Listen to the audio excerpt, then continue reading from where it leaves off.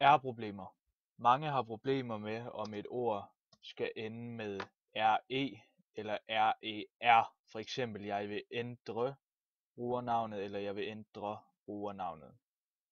Og det lyder meget ens, når de fleste udtaler det.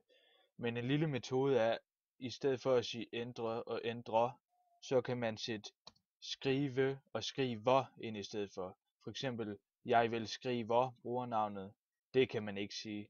Jeg vil skrive brugernavnet. Det kan man sagtens sige. Så det bliver altså, jeg vil ændre brugernavnet. Og en anden lille tommelfingerregel er også, at jeg vil ændre, det er noget du vil gøre, altså fremtid. Og jeg ændrer, det er noget du gør nu. Så i de fleste tilfælde skal det kun ende med ER, hvis det er noget du gør nu. Og ellers skal det ende med RE, hvis det er noget du har tænkt dig at gøre.